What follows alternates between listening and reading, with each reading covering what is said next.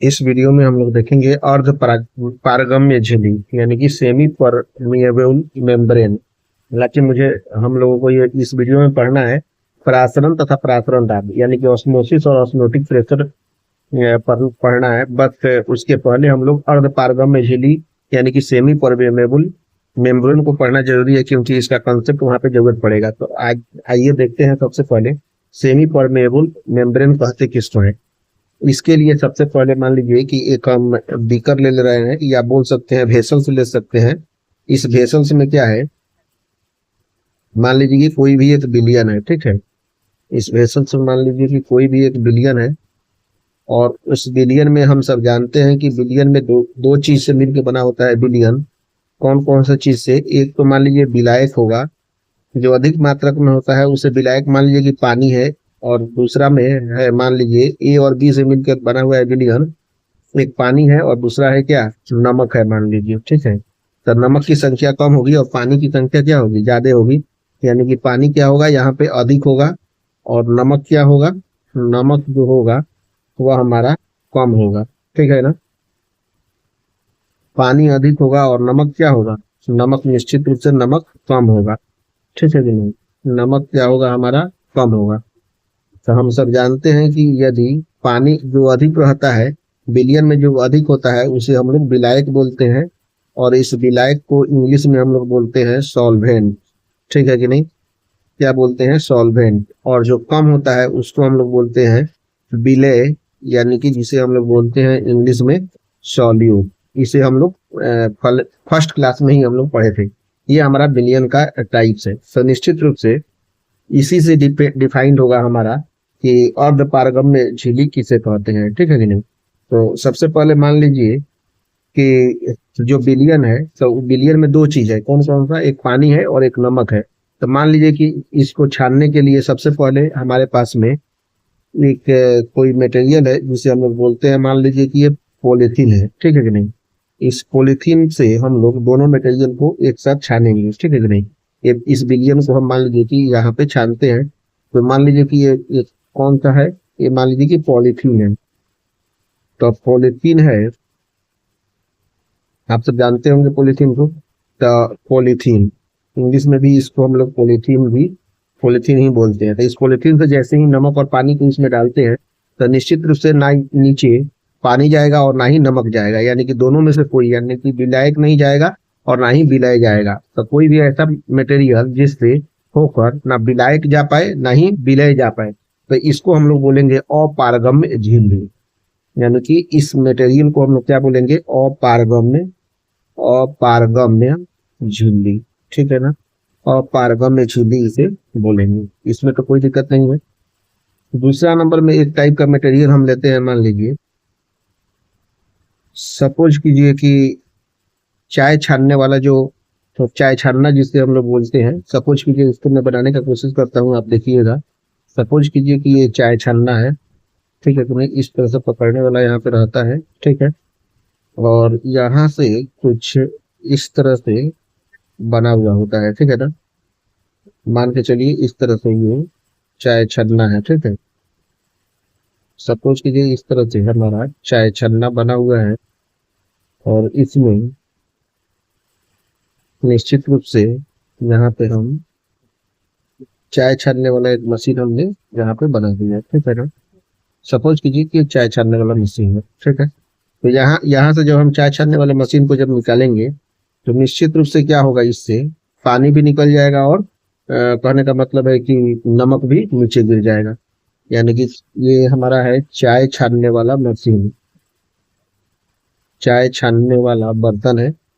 इस तरह से बोल सकते हैं, चाय छानने वाला बर्तन बोल सकते हैं, या चाय छलने वाला छलनी बोल सकते हैं, ठीक है ना। छलनी बोलते हैं देसी भाषा में।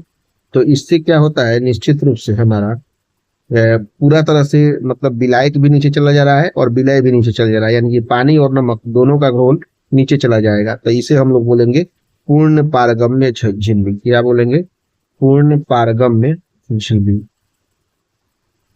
इसे बोलेंगे पूर्ण पारगम्य झिल्ली।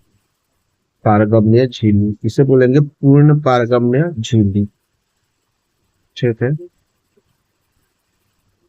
तो बोलेंगे हम लोग पूर्ण पारगम्य झिल्ली। ठीक है। सपोज कीजिए कि एक दूसरा कोई मटेरियल आपके पास में है जिससे हम लोग छान रहे हैं। ठीक है। सपोज कीजिए कि इस तरह से कोई एक दूसरा मटेरियल है। ठीक है। और उस मटेरियल का नाम है आपके पास में कि इसको हम लोग बोल रहे हैं कॉपर फेरो साइनाइड। ठीक है कि नहीं? इसे हम लोग बोल रहे हैं कॉपर फेरो साइनाइड। साइनाइड दिया हुआ है। ठीक है कि नहीं? तो इसमें क्या होगा कि यदि पानी और नमक दोनों के घोल को यहाँ पे डालते हैं तो पानी चला जाएगा, लेकिन जो विलय होगा यानी कि जो नमक होगा वो यहाँ पे रह जाएगा। ठीक है कि नहीं? मैंने मान लीजिए कि नमक जो है वो विलय विलय के रूप में यहाँ पे ऊपर में रह जाएगा। ठीक है ना? लेकिन पानी जो सॉल्वेंट के रूप में जो है विलायक के रूप में वो नीचे चला जाएगा। पानी जो है यहाँ से नीचे चला जाएगा जो कि सॉल्वेंट है। तो इसी को हम लोग बोलते हैं सेमी परमेबल मेम्ब्रेन, यानी कि इसको हम लोग बोलते हैं अर्ध पारगम्य झिल्ली। अर्ध पारगम्य झिल्ली। पारगम्य झिल्ली। तो आप समझ गए होंगे कि बेसिकली अर्ध पारगम्य झिल्ली कहते किसको है। ठीक है ना? तो अब हम इसका निश्चित रूप से इसका हम डिफिनेशन देख लेते हैं कि इसको हम लोग अर्ध पारगम्य झिल्ली कहते किसको है। ठीक है ना? इसको लिख लेते हैं। एग्जाम में यदि पूछे कि अर्ध पारगम्य झिल्ली कहते किसको है तो इसको लिखेंगे कैसे, इसको थोड़ा सा ऊपर कर देता हूँ और मैं लिखता हूँ यहाँ पे। ठीक है। अर्ध पारगम्य झिल्ली कहते किसको है। ठीक है। तो मैंने लिखिएगा ऐसी झिल्ली, ऐसी झिल्ली, ऐसी झिल्ली, ऐसी झिल्ली जिसके आर पार केवल, जिसके आर पार केवल, आर पार केवल, ठीक है, आर पार केवल विलायक के अणु ही जा पाते हैं। आर पार केवल विलायक के अणु ही, विलायक के अणु ही जा पाते हैं, ही जा पाते हैं, विलायक के अणु ही जा पाते हैं। ठीक है। उसे semi permeable, semi permeable membrane कहते हैं, यानी कि एसपीएम कहते हैं। ठीक है। जैसे एग्जाम्पल के तौर पे यदि लिखना चाहें तो लिखिएगा अंडे की झिल्ली। सबसे पहला एग्जाम्पल हो जाएगा अंडे की झिल्ली, अंडे की झिल्ली। दूसरा नंबर पे हो जाएगा आपका किशमिश ओ अंगूर की झिल्ली, किशमिश व अंगूर की झिल्ली, अंगूर की झिल्ली। ठीक है। अंगूर की झिल्ली। इसके बाद में आपका हो जाएगा CA3PO4 का ट्वाइस, CA3PO4 का होल ट्वाइस की झिल्ली, की झिल्ली। उसके बाद में हो सकता है कॉपर फेरोसाइनाइड की झिल्ली, कॉपर फेरोसाइनाइड की झिल्ली, साइनाइड की झिल्ली, साइनाइड की झिल्ली। ये कुछ एग्जाम्पल है आपके पास में। ठीक है। इसमें से जो सबसे अच्छी जो एसपीएम होता है वो कॉपर फेरोसाइनाइड का ही होता है। मतलब सबसे अच्छी जो एसपीएम होता है, सबसे अच्छी एसपीएम जो होता है हमारा वह कॉपर फेरोसाइनाइड की झिल्ली ही होता है। ठीक है। अब उसके बाद में हम लोग यहाँ से, यहाँ पे हम लोग जब हम लोग अर्ध पारगम्य झिल्ली समझ चुके हैं तब हम लोग परासरण को समझने की कोशिश करते हैं। उसके बाद में हम लोग परासरण के प्रकार पढ़ेंगे, फिर उसके बाद में परासरण और विचरण में अंतर पढ़ेंगे, तब उसके बाद में परासरण दाब पढ़ेंगे, फिर उसके बाद में अति पराश्री तथा अल्प पराश्री विलयन के बारे में पढ़ेंगे, फिर अति पराश्री तथा अल्प पराश्री विलयन के बारे में व्युत्क्रम परासरण को पढ़ेंगे। ठीक है। फिर परासरण दाब के नियम को पढ़ेंगे। ठीक। उसके बाद में बांछाप गुणांक को पढ़ेंगे, तब उसके बाद में ये चैप्टर हमारा कंप्लीट होगा। ठीक है। तो सबसे पहले अब हम लोग शुरू करते हैं परासरण किसे कहते हैं। ठीक है।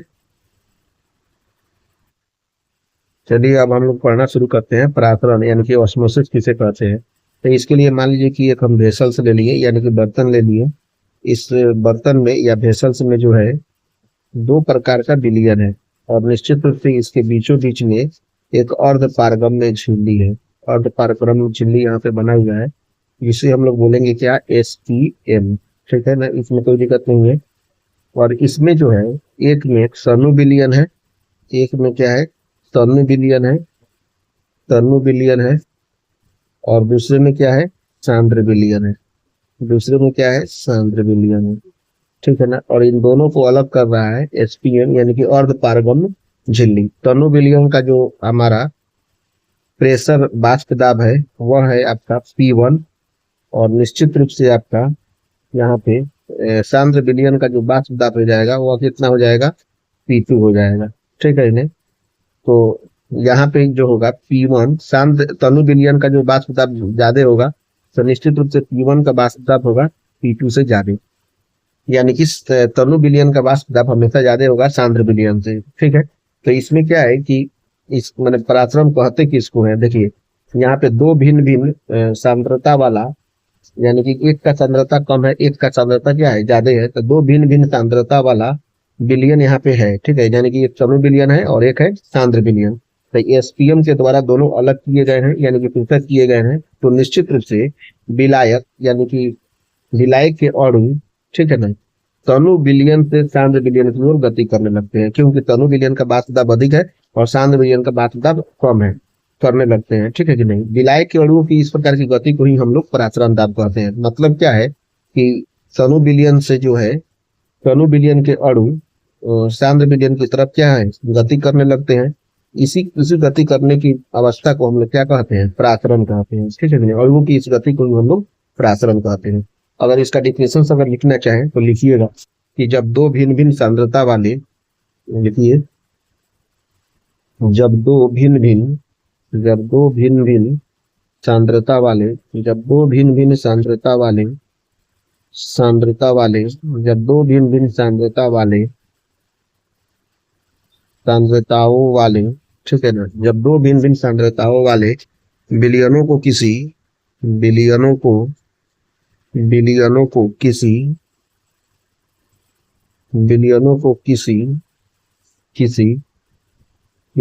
किसी सेमी परमेएबल मेम्ब्रेन द्वारा, यानी कि SPM अर्ध पारगम्य झिल्ली द्वारा पृथक किया जाता है तो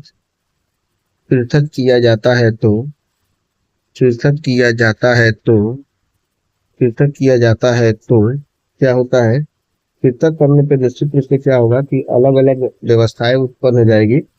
तो पृथक किया जाता है तो विलायक के अणु, मतलब विलायक मतलब क्या, जल के अणु, तो पृथक किया जाता है तो विलायक के, यानी कि जल के अणु, विलायक के अणु तनु विलयन से सांद्र विलयन में,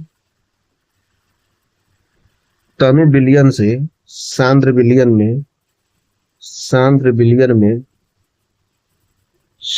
विलयन में गति करने लगते हैं।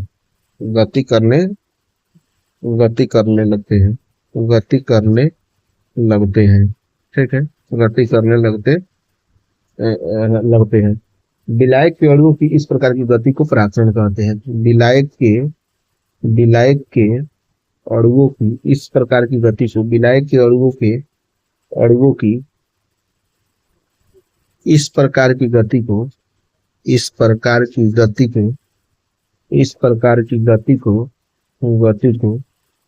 पराचरण कहते हैं।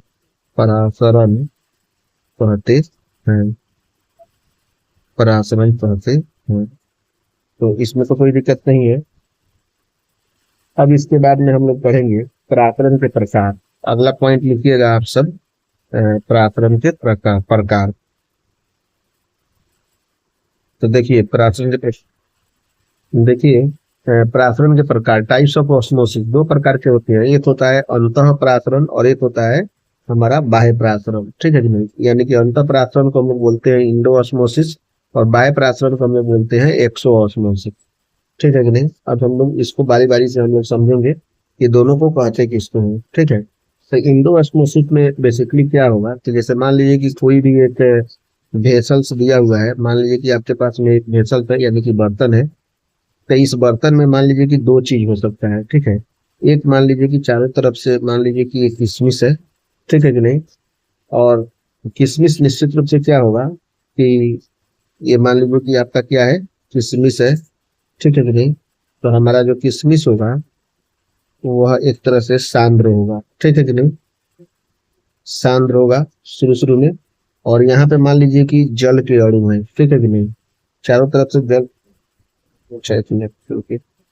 और इसमें क्या है, चारों तरफ से हमारा जल है। तो जल जो होंगे H2O, जिसे हम लोग क्या बोलते हैं, वाटर, ये हमारा हो जाएगा तनु हो जाएगा, ठीक है कि नहीं। तो होगा क्या इसमें कि जब जब कभी भी किशमिश को हम लोग मान लीजिए जल में डुबा दिए, तो जल में डुबाने के कारण क्या होगा कि जल के अणु जो होंगे वो बाहर से किशमिश के अंदर प्रवेश करने लगेंगे। तो जल के अणु बाहर से किशमिश के अंदर प्रवेश करने लगेंगे, तो उससे क्या होगा कि ये जो किशमिश है निश्चित रूप से एक तरह से फूल जाएगा। इसी प्रक्रिया को, इस घटना को हम लोग अंतःपरासरण कहते हैं। यदि हम इसको लिखना चाहें तो आराम से लिख सकते हैं कि जब किसी किशमिश को, अंतःपरासरण का यही एग्जाम्पल हो जाएगा, जब किसी किशमिश को,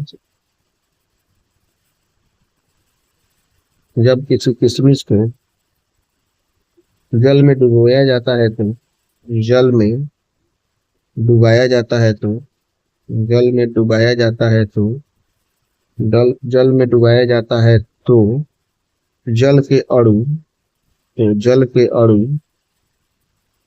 जल के अणु बाहर से किशमिश के अंदर,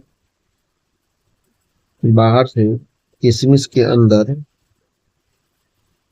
किशमिश के अंदर जाने लगते हैं, ठीक है। अंदर जाने लगते हैं, ठीक है।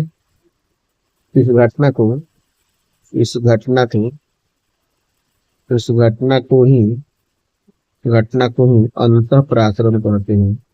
अंतःपरासरण कहते हैं। अंतःपरासरण कहते हैं, यानी कि इंडो ऑस्मोसिस कहते हैं। इसमें कोई दिक्कत नहीं है। और बाह्य प्रासरण को समझने के लिए हम लोग क्या करेंगे, मान लीजिए कि एक वेसल्स हम बना ले रहे हैं, और इस वेसल्स में भी क्या है कि मान लीजिए कि एक अंगूर दिया हुआ है, ठीक है ना। मान लीजिए कि एक अंगूर है, तो अंगूर यहाँ पे अब क्या हो जाएगा, अंगूर, और यहाँ पे चीनी का विलयन दिया हुआ है, एक चीनी का विलयन है, चीनी का विलयन है, ठीक है। तो चीनी का विलयन यहाँ पे क्या हो जाएगा, सांद्र हो जाएगा। और अंगूर हमारा जो है वह क्या हो जाएगा, तनु हो जाएगा, तनु हो जाएगा, ठीक है। तनु विलयन हो जाएगा। अंगूर हो गया तनु विलयन, और चीनी का विलयन हो गया सांद्र विलयन। तो इससे क्या होगा, जब किसी अंगूर को चीनी के संतृप्त विलयन में डुबाया जाता है तो क्या होता है कि जल के अणु अंगूर से निकलकर, अंगूर से निकलना शुरू कर देंगे जल के अणु।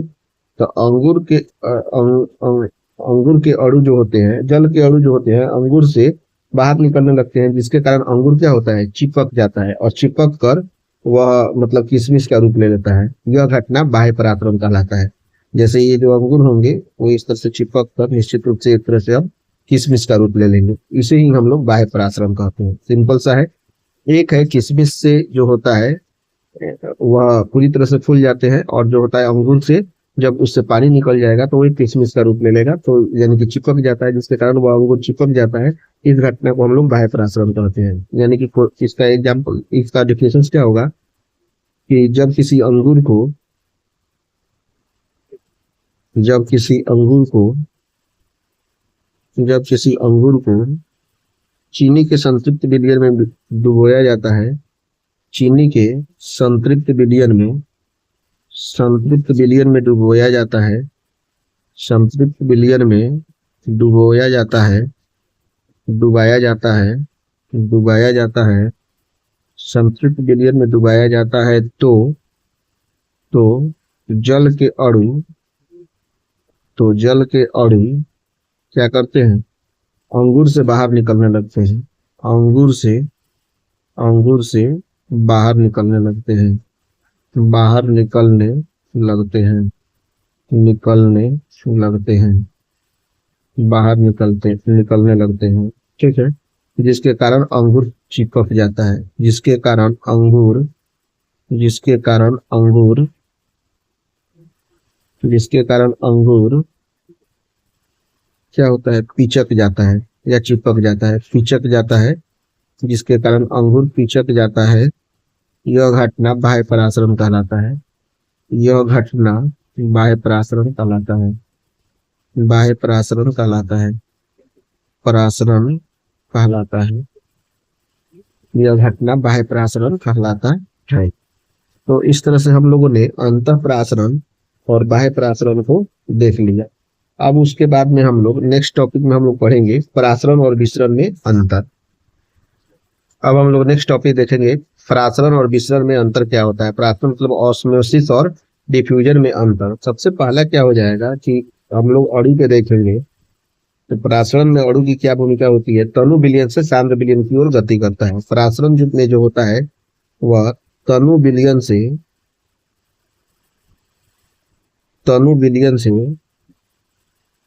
सांद्र विलयन की ओर गति करता है। सांद्र विलयन की ओर गति करता है। गति करता है। ठीक है, पहला नंबर है। इसमें पहला में क्या हो जाएगा अणु में कि इसमें सांद्र विलयन से तनु विलयन की ओर। विसरण में जो होता है सांद्र विलयन से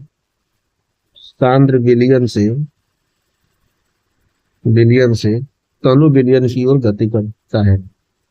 तनु विलयन की ओर गति करता है।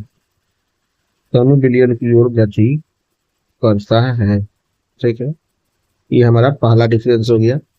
उसके बाद में दूसरा डिफरेंस हम लोग क्या निकालेंगे।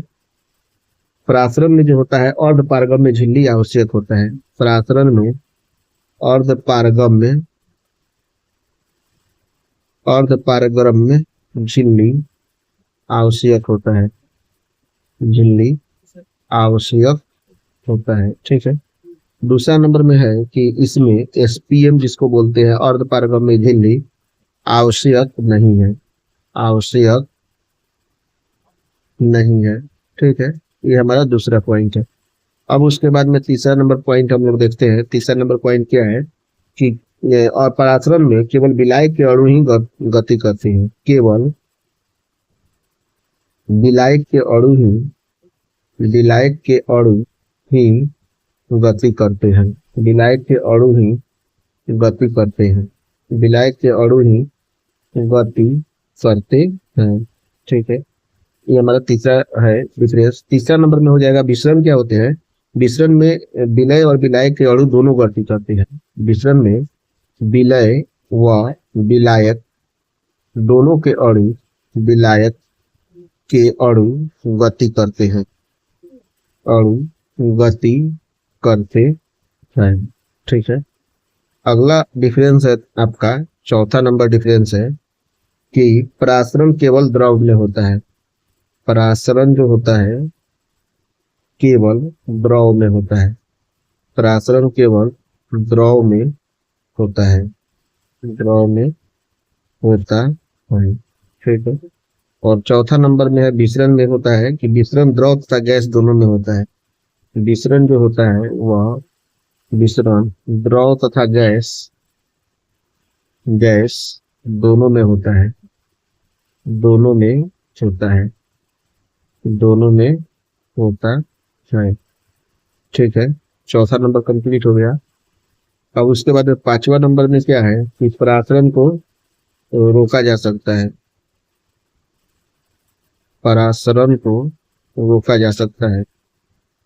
परासरण को रोका जा सकता है।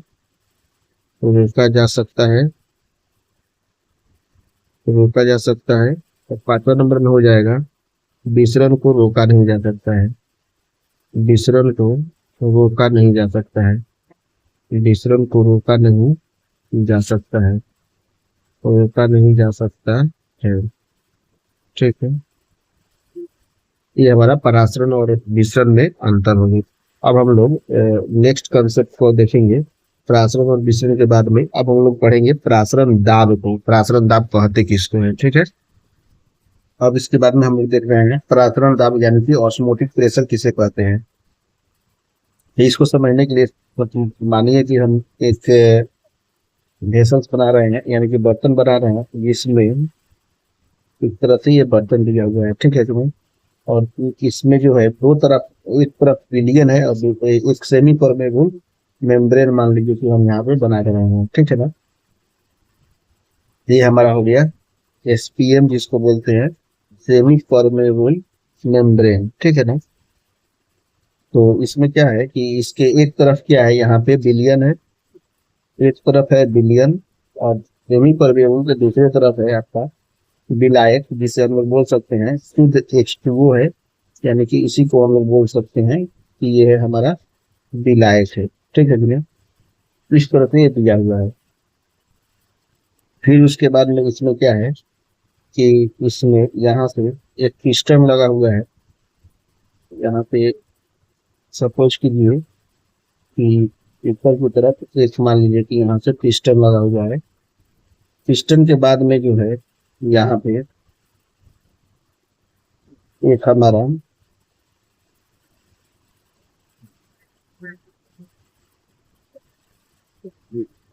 यहाँ से हमारा मान लीजिए कि एक दाब मापी लगा हुआ है, ठीक है ना। यहाँ से हमारा एक दाब मापी लगा हुआ है, सपोज कीजिए, ठीक है ना। यहाँ पे दाब मापी यहाँ से लगा हुआ है। इस तरह से ये पूरा सिस्टम बना हुआ है। मतलब क्या है कि जब किसी भी बिलियन, यानी कि बिलियन और शुद्ध विलायक, यानी कि H2O को जब हम लोग एसपीएम द्वारा, यानी कि अर्ध पारगम्य झिल्ली द्वारा पृथक किया जाता है, तो परासरण की क्रिया क्या होता है, शुरू हो जाती है, ठीक है कि नहीं।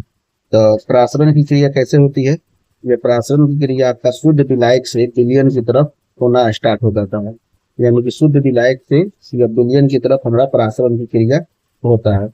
इस परासरण की क्रिया को रोकने के लिए मतलब बिलियन पर एक अतिरिक्त दाब लगाया जाता है ऊपर से पिस्टन के द्वारा। मान लीजिए कि ये हमारा पिस्टन है, ठीक है कि नहीं।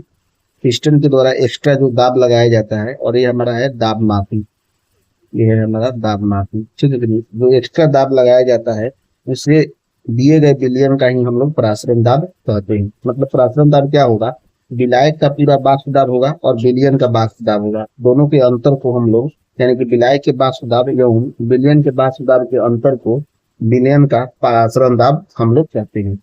अब इसको हम लोग वन बाई वन लिख देते हैं। लिखिएगा सबसे पहले, जब किसी विलियन जब किसी विलयन तथा शुद्ध विलायक को जब किसी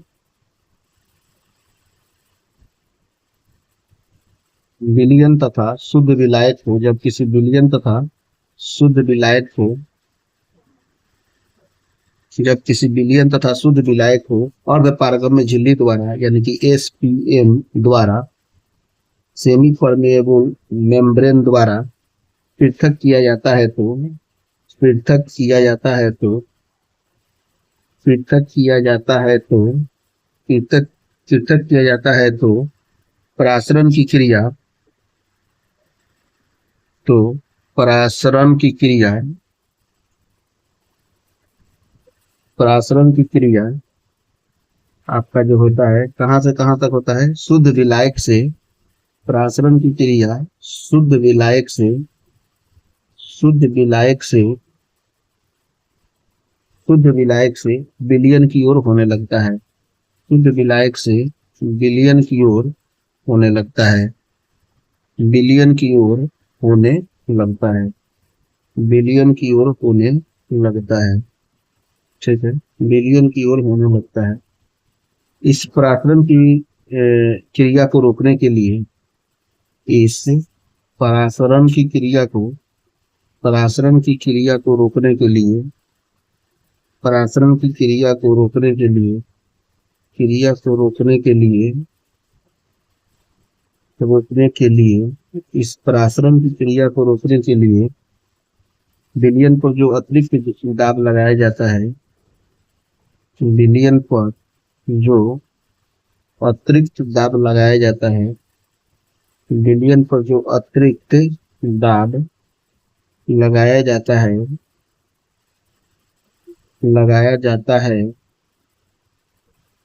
उसे दिए गए विलयन का परासरण दाब कहते हैं। उसे दिए गए विलयन का परासरण दाब कहते हैं। दिए गए विलयन का परासरण दाब कहते हैं, परासरण दाब कहते हैं। ठीक है, दिए गए विलयन का परासरण दाब कहते हैं। उसके बाद में इसका एक और डिफिनेशन हो सकता है परासरण दाब का।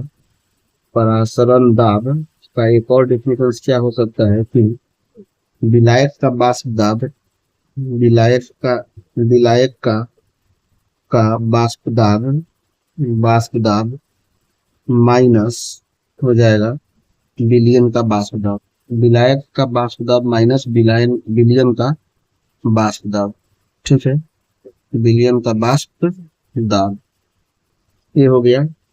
यानी कि हम लोग इसको डायरेक्ट बोल सकते हैं कि विलायक के वाष्प दाब, विलायक के वाष्प दाब, विलायक के वाष्प दाब एवं एवं विलयन के वाष्प दाब के अंतर को, विलयन के वाष्प दाब के अंतर को, वाष्प दाब के अंतर को, वाष्प दाब के अंतर को,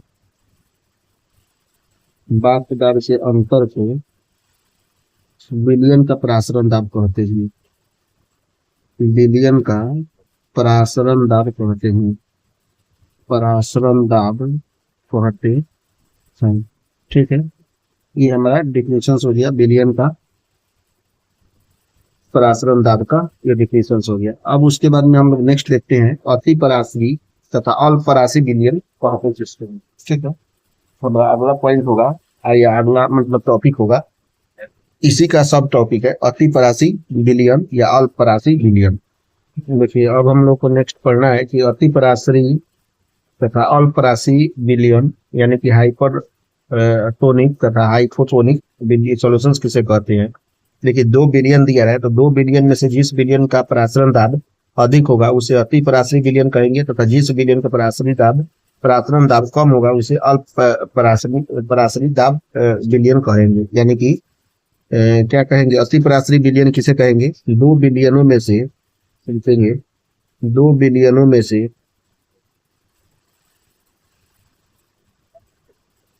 2 बिलियनों में से 2 बिलियनों में से जिस बिलियन का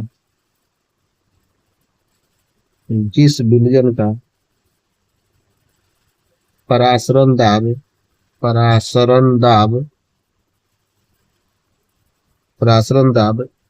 अधिक होता है,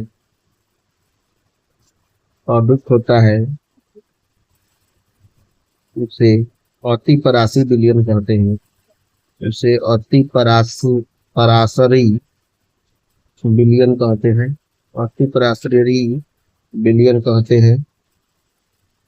हैं। जबकि क्या होता है अल्पपरासरी विलयन में क्या होता है, तथा जिस विलयन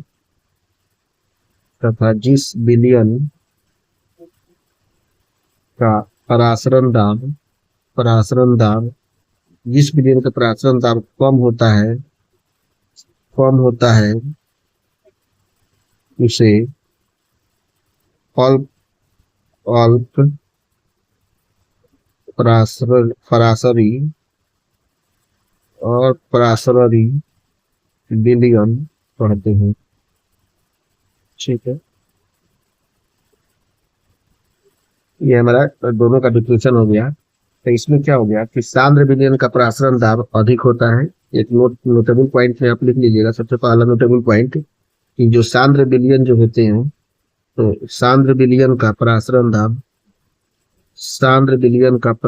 दाब जो होता है वह निश्चित रूप से क्या होता है, अधिक होता है।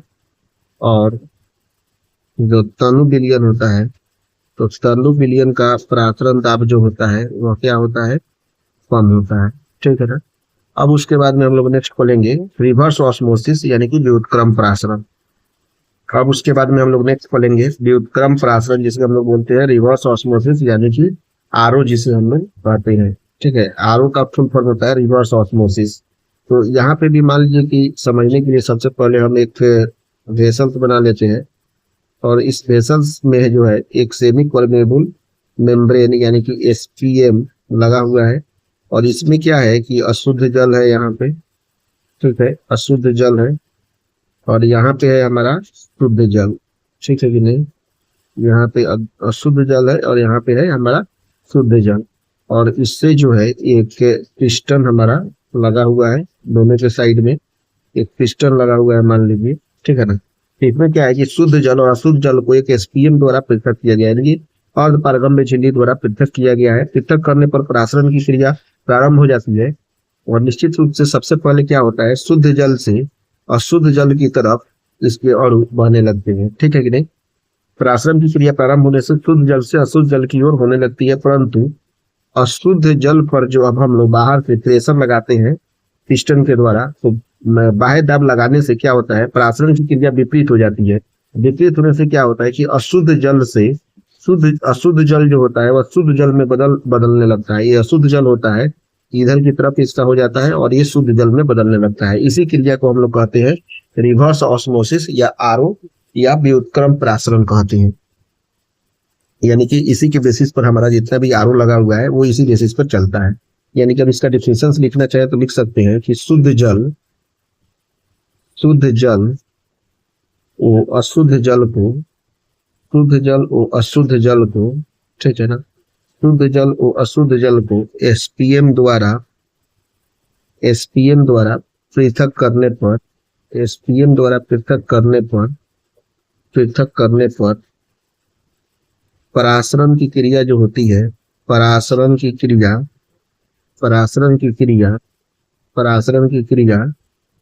शुद्ध जल से अशुद्ध जल की ओर होने लगती है। शुद्ध जल से अशुद्ध जल की ओर होने लगती है। शुद्ध जल से अशुद्ध जल की ओर होने लगती है। अशुद्ध जल की ओर होने लगती है। अशुद्ध जल की ओर होने लगती है, ठीक है ना। अशुद्ध जल की ओर होने लगती है, परंतु अशुद्ध जल पर अशुद्ध जल पर बाह्य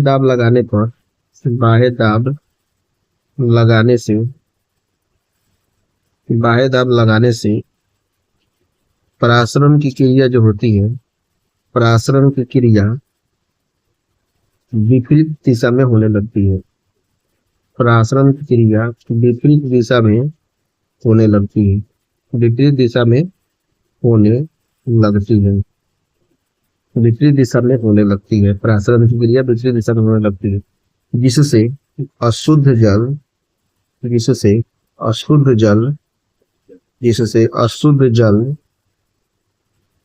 शुद्ध जल में बदलने लगता है। शुद्ध जल में बदलने लगता है। अशुद्ध जल शुद्ध जल में बदलने लगता है, ठीक है। इस क्रिया को ही आरओ कहते हैं। इस क्रिया को ही आरओ रिवर्स ऑस्मोसिस यानी कि व्युत्क्रम परासरण कहते हैं। व्युत्क्रम परासरण कहते हैं। व्युत्क्रम परासरण कहते हैं, ठीक है। उसके बाद में हम लोग नेक्स्ट देखेंगे कि परासरण दाब के नियम कौन कौन से है, यानी कि लॉ ऑफ ऑस्मोटिक प्रेशर। अब हमें को पढ़ना है। अब हम लोग पढ़ते हैं परासरण दाब के नियम यानी कि लॉज ऑफ ऑस्मोटिक प्रेशर। देखिए इसके बारे में क्या है कि इसे सबसे पहले दिया था किस वैज्ञानिक ने, तो इसे दिया था बानटाप वैज्ञानिक ने दिया था। इसीलिए इसे हम लोग बानटाप का नियम भी कहते हैं। बानटाप ने इस सिद्धांत को कौन दिया था, बानटाप के द्वारा दिया गया था। इस सिद्धांत को दिया गया, ठीक है कि नहीं। बानटाप ने इसे इस सिद्धांत को दिया, ठीक है कि नहीं। इसे ही हम लोग बोलते हैं तनु विलयनों का सिद्धांत, यानी कि तनु विलयनों का सिद्धांत भी इसे हम लोग क्या कहते हैं, तनु विलयनों का सिद्धांत भी हम लोग इसे कहते हैं, ठीक है। उसके बाद में है कि किसी विलयन में ये कहता क्या है कि किसी विलयन में या किसी तनु विलयन में, मान लीजिए किसी भी तनु विलयन में या किसी विलयन में विलय के जो कण होते हैं,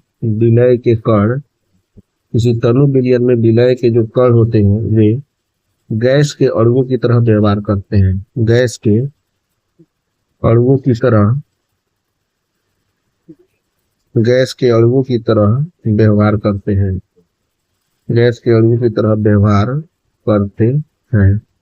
ठीक है, यह हमारा करता है परासरण द्रव का पहला नियम। ठीक है, तो इसमें पहला जो नियम हम लोग पढ़ेंगे उसे हम लोग कहते हैं बॉयल वांट नियम। बॉयल, बॉयल वांट नियम, बॉयल वांट नियम। ठीक है ना, तो ये क्या कहलाता है कि स्थिर ताप पर किसी विलयन का परासरण दाब उसकी सांद्रता के समानुपाती होता है। लिखिएगा, स्थिर ताप पर, स्थिर ताप पर किसी विलयन का, किसी विलयन का परासरण दाब, किसी विलयन का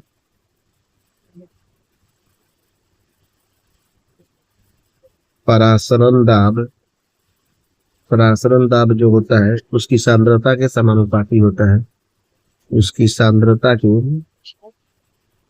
उसकी सांद्रता के समानुपाती होता है, समानुपाती होता है, समानुपाती होता है। ठीक है, मतलब P is directly proportional to C हो जाएगा, जहां पे P हो जाएगा हमारा परासरण दाब, परासरण दाब, और जहां पे C हो जाएगा हमारा सांद्रता।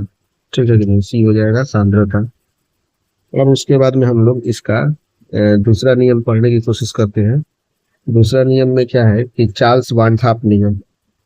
दूसरा है चार्ल्स, चार्ल्स वानथाप नियम, वानथाप नियम। ठीक है, तो इसमें क्या है, चार्ल्स वानथाप नियम में स्थिर सांद्रता पर, स्थिर सांद्रता पर, स्थिर सांद्रता पर किसी विलयन का परासरण दाब, किसी विलयन का परासरण दाब, किसी विलयन का परासरण दाब, परासरण दाब उसके परम ताप के, उसके परम ताप के समानुपाती होता है, परम ताप के समानुपाती होता है, समानुपाती होता है। ठीक है, यानी कि P डायरेक्टली प्रोपोर्शनल टू हो जाएगा हमारा P। यहाँ पे P हो गया परासरण दाब, परासरण दाब, और हमारा T हो गया परम ताप, परम ताप, जिसे हम डिनोट करेंगे केल्विन से। उसके बाद में तीसरा नंबर पे है हमारा, ठीक है, तीसरा नंबर पे लिखिएगा क्या है, सामान्य विलयन समीकरण।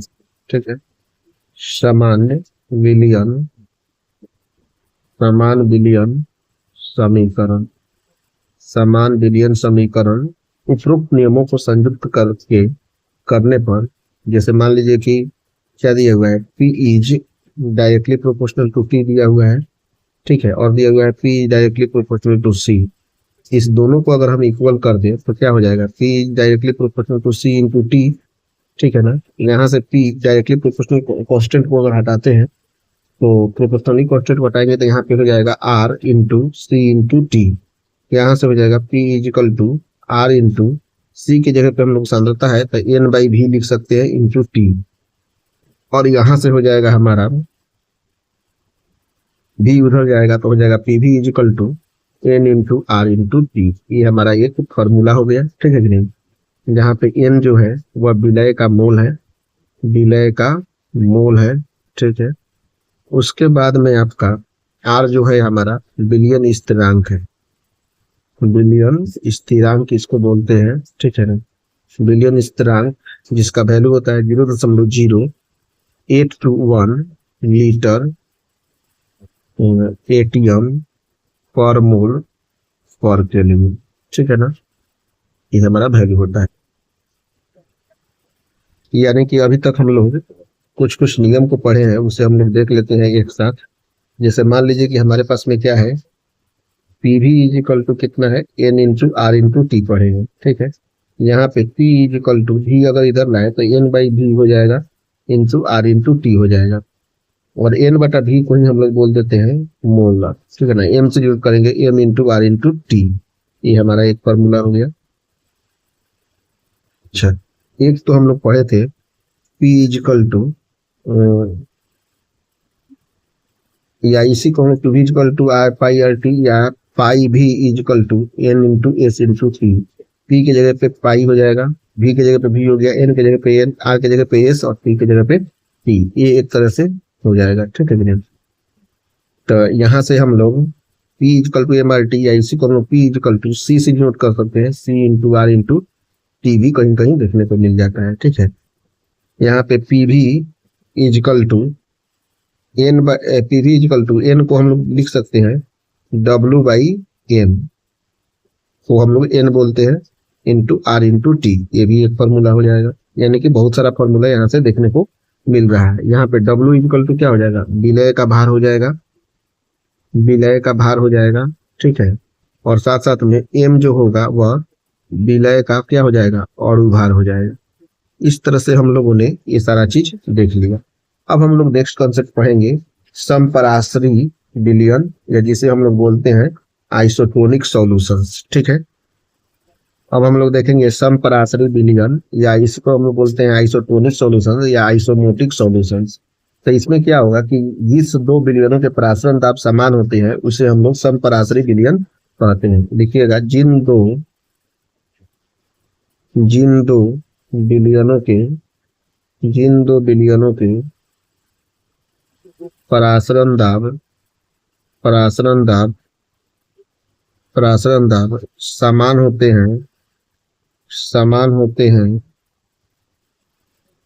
उसे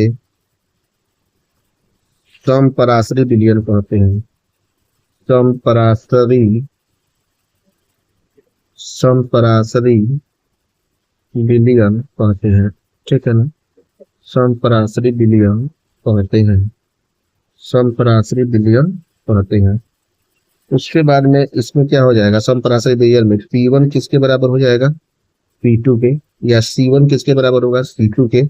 यहाँ से M1 किसके बराबर होगा, M2 के। यहाँ से N1 by V1 is equal to किसके बराबर होगा, N2 बाई V2 के। ये सारा चीज आपको दिखना पड़ेगा।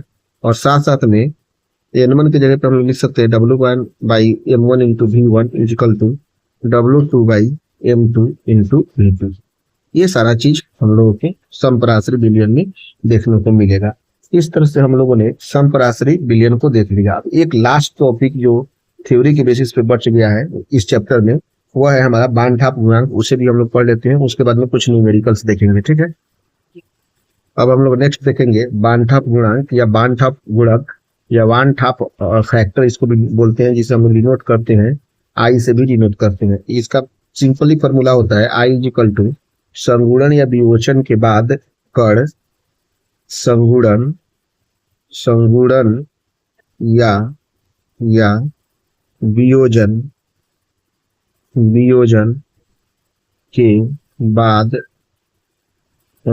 कण, ठीक है ना, बाद कण डिवाइडेड बाई संगुणन या वियोजन के पहले, संगुणन या वियोजन के पहले कण, ठीक है ना। आप एग्जाम्पल तो देखेंगे तो समझ में आ जाएगा। पहला एग्जाम्पल हम ले लेते हैं। मान लीजिए कि NaCl दिया हुआ है, यह जो है इससे बन रहा है Na प्लस और प्लस Cl माइनस बन रहा है। तो I इक्वल टू क्या होगा, संगुणन वियोजन के बाद में क्या बन रहा है, एक और एक दो, यहाँ पे दो हो जाएगा। अब पहले कितना है, एक, तो 2/1, यानी कि इसका I यानी कि बांड-ठाप गुणांक यानी कि बांड-ठाप फैक्टर कितना हो गया, 2 हो गया। और दूसरा एक एग्जाम्पल हम ले लेते हैं। मान लीजिए PbCl2 है, सपोज कीजिए हमारे पास में है PbCl2, और PbCl2 जो है वह कैसे यहाँ पे बन रहा है Pb प्लस प्लस, और यहाँ पे बन रहा है 2Cl माइनस बन रहा है। देखो आई में क्या है, यहाँ पे 2 है और यहाँ पे 1 है, तो कितना हो गया 3 डिवाइड बाई यहाँ पे कितना 1, यानी कि बांड-ठाप गुणांक इसका कितना हो गया, आपका 3 हो गया, ठीक है ना। इसी तरह से बांड-ठाप गुणांक सारे फॉर्मूला में यूज होगा। Pv इजिकल टू हम लोग पढ़े थे N into R into T, तो यहाँ पे क्या हो जाएगा, यहाँ पे एक आई जुड़ जाएगा, तो ये कंप्लीट सबके लिए अप्लीकेबल हो जाएगा। दूसरा आपका जो हम लोग पढ़े थे P minus P S divided by P is equal to W B divided by M B divide by हम लोग पढ़े थे W A divided by M A. तो यहाँ पे हो जाएगा आपका आई जुट जाएगा। ये हमारा एक एक्स्ट्रा फार्मूला हो गया। फिर उसके बाद में तीसरा फार्मूला है del T is equal to आपका के इंटू एम। तो यहाँ पे आई हम लोग अगर ऐड कर देंगे तो ये हमारा फार्मूला हो जाएगा। इस तरह से हम लोगों ने कंप्लीट ये थ्योरी जितना भी है वो सारा हम लोग कंप्लीट कर लिए। अब हमारे पास में कुछ न्यूमेरिकल्स बचे हुए हैं, उस न्यूमेरिकल्स को हम लोग यहाँ पे कर ले रहे हैं, ठीक है ना। तो नेक्स्ट हम लोग न्यूमेरिकल्स देखते हैं। अब इसके बाद क्वेश्चन दिया हुआ है कि 24 डिग्री सेल्सियस पर यानी कि टेम्परेचर कितना दिया हुआ है 24 में 273 को ऐड कर देंगे तो कितना हो जाएगा 297 केल्विन हो जाएगा, ठीक है। शर्करा शर्करा दिया हुआ है, शर्करा के विलयन का परासरण 2.5 एटीएम है, यानी कि पी का वैल्यू कितना हुआ है दिया हुआ है 2.5 एटीएम दिया हुआ है। तो विलयन की सांद्रता दिया हुआ है, आपको निकालना है ग्राम मोल पर लीटर में निकालना है, ठीक है। तो यहाँ से हम सबसे पहले क्या निकालेंगे, मान लीजिए कि विलयन की सांद्रता यानी कि एन का वैल्यू दिया हुआ है, निकालना है सी यानी कि उसको हम लोग बोलते हैं एन बाई वी, यही तो निकालना है। यहाँ पे आर हम लोग जानते हैं होता है 0.081 लीटर एटीएम पर मोल पर केल्विन होता है, ठीक है ना। चूंकि हम लोग के पास में फॉर्मूला है, चूंकि क्या फॉर्मूला है P V is equal to N into R into T पढ़े थे हम लोग, ठीक है। तो P इज इक्वल टू हो जाएगा एन बाई वी, वी किधर जाएगा तो R इंटू टी हो जाएगा, ठीक है। और इसी को हम लोग बोलते हैं P is equal to C into R into T.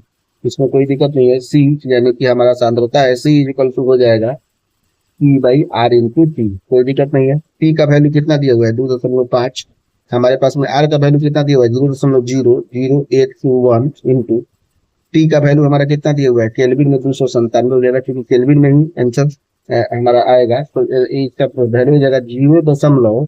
जब इसको सबको हम डिवाइड करेंगे तो 1025 हो जाएगा मोल फॉर लीटर हो जाएगा, ठीक है ना।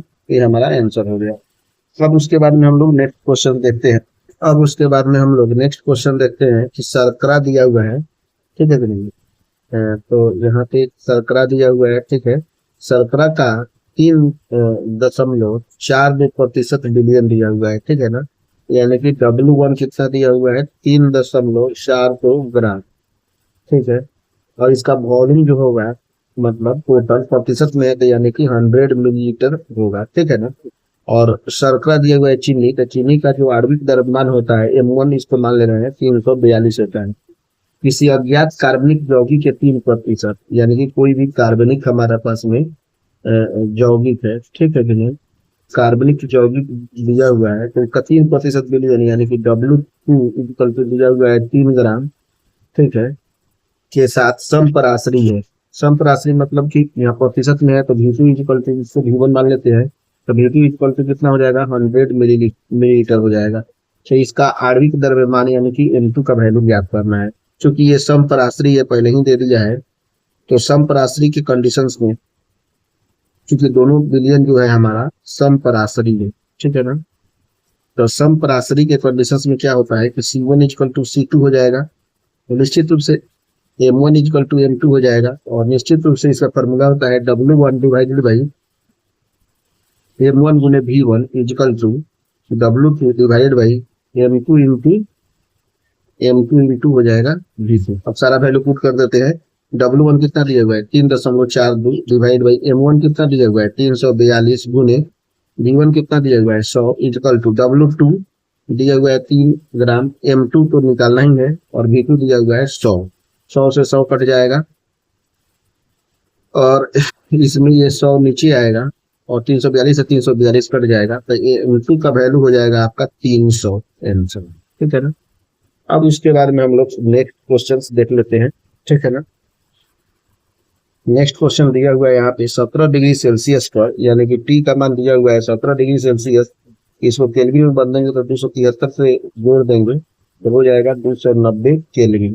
सुक्रोज दिया हुआ है, यानी कि सुक्रोज का मोलेकुलर वेट कितना होता है 342 होता है। 1.75 ग्राम को यानी कि वेट यानी कि दिया हुआ है आपका 1.75 ग्राम में दिया हुआ है। ठीक है। 150 मिलीलीटर जल में, यानी कि भी का वैल्यू कितना दिया हुआ है, 150 मिलीलीटर। तो मीटर में चेंज करेंगे तो 150 बाई 1000 करेंगे तो ये हो जाएगा, मान लीजिए कि उतना लीटर हम मान ले रहे हैं, ठीक है। जल में विलय किया गया, ठीक है। तो परासरण दर की गणना के लिए, यानी कि पी का वैल्यू ज्ञात करना है, जहाँ पे आर इक्वल टू दिया हुआ है 0.0821 दिया हुआ है। देखिए हम लोग यहाँ पे क्या जानते हैं, P V is equal to क्या होता है, N into R into P.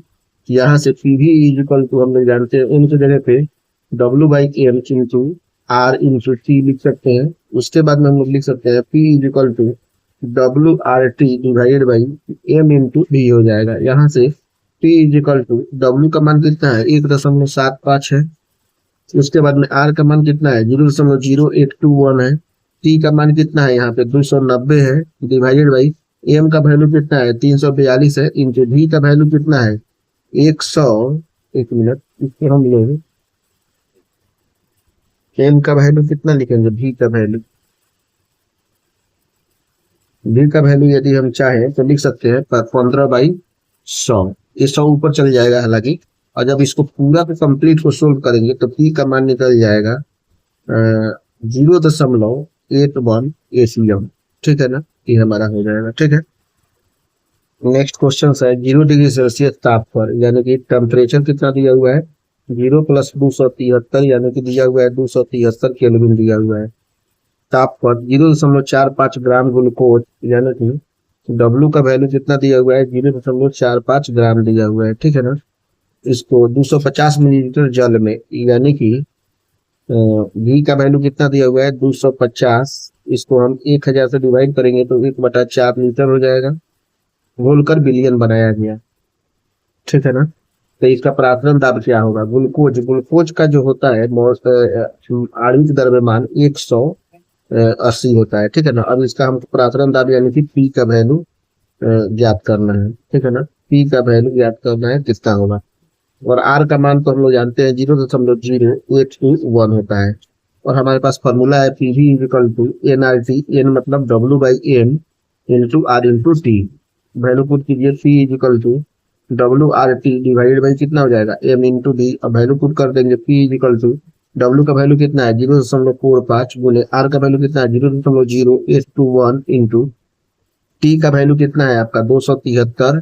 उसके बाद में वैल्यू पुट कर देंगे, एम का वैल्यू कितना है दिया हुआ है, एम का वैल्यू है 180 गुने भी का वैल्यू कितना है 1/4, 4 ऊपर चल जाएगा। जब इस पूरा को सोल्व करेंगे तो आंसर आ जाएगा 0.224 एटमॉस्फेरिक प्रेशर, यानी कि एटीएम। उसके बाद में अब हम लोग नेक्स्ट क्वेश्चन देख लेते हैं। अब उसके बाद में नेक्स्ट क्वेश्चन है, किसी ताप पर, ताप का पता नहीं है, ताप ही निकालना है। किसी ताप पर ग्लूकोज का, यानी कि ग्लूकोज दे दिया हुआ है, यानी कि आरबी की द्रव्यमान कितना हो जाएगा 180, 5%, यानी कि डब्ल्यू का मान हो गया 5 ग्राम।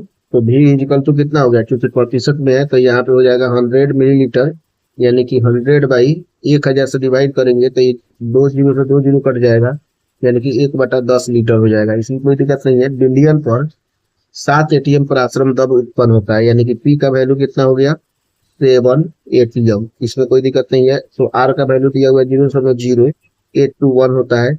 हमारे पास में फॉर्मूला है पी वी इजिकल टू कितना होता है एम आर टी, यानी कि W by M into R into T होता है, ठीक है। यहाँ से टी का वैल्यू निकालेंगे तो हो जाएगा P V M divided by W into R, value put कर देगी। पी इजिकल टू, पी का मान कितना है 7, बी का मान कितना है 1/10 गुने एम का वैल्यू कितना है 180 गुने आर का वैल्यू कितना है 0.0821 और डब्ल्यू का वैल्यू कितना है, डब्ल्यू का वैल्यू है हमारा 5। अब सबको सोल्व करेंगे तो टी का मान निकल जाएगा 306.94 केल्विन। यह हमारा आंसर हो गया। अब इसके बाद में हम लोग एक और नेक्स्ट क्वेश्चन देख लेते हैं।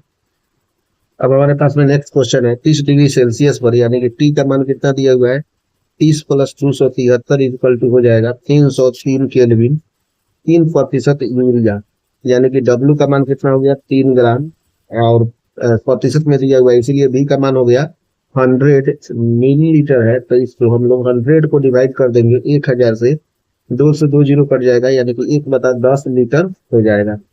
आणविक द्रव्यमान इसका 60 हो जाएगा, क्योंकि इसका फॉर्मूला होता है यूरिया का NH2CO NH2। जब वैल्यू पुट करेंगे सब तो इसका मान 16 ही होगा। कैसे? N का 14 होता है, 2 गुने 1 हो जाएगा, प्लस 3 का 12 हो जाएगा, ऑक्सीजन का 16 हो जाएगा, प्लस ये 14 हो जाएगा, प्लस 2 गुने 1, सबको जोड़ेंगे तो 16 आएगा।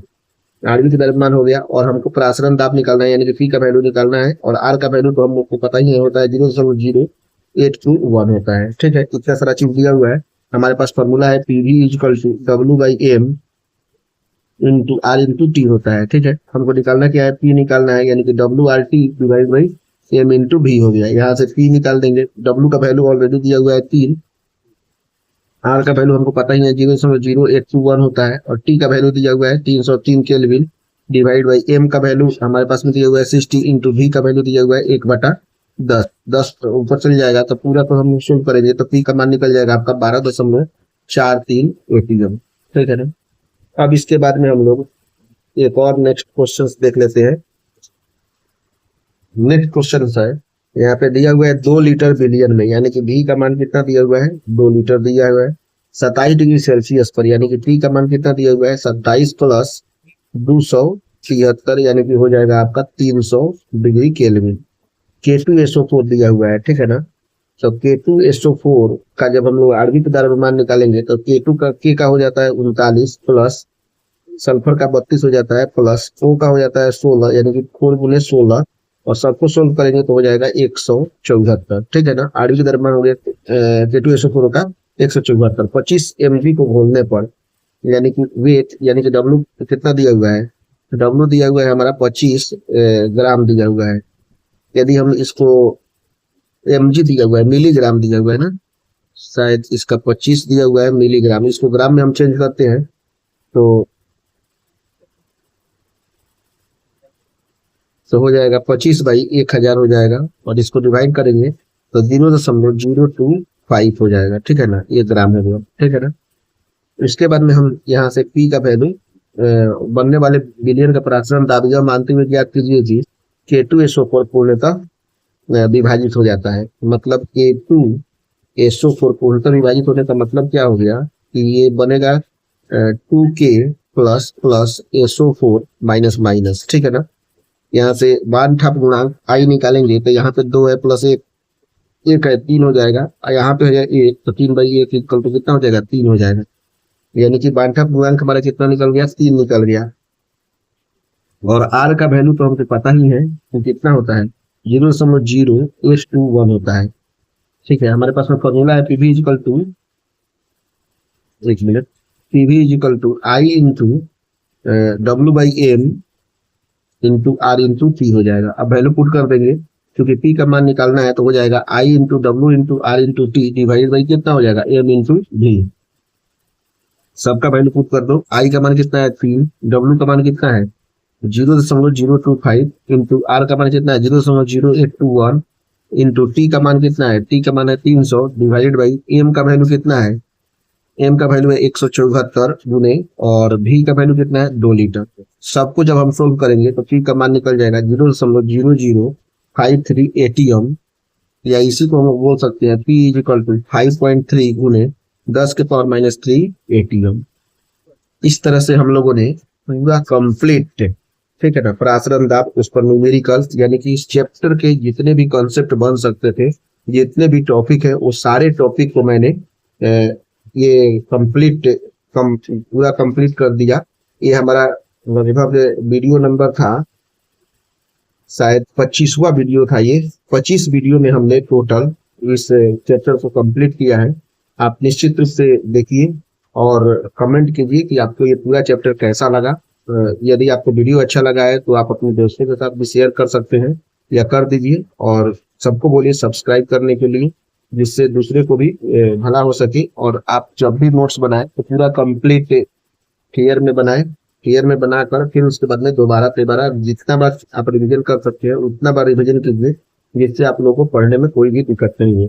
वीडियो देखने के लिए थैंक यू वेरी मच।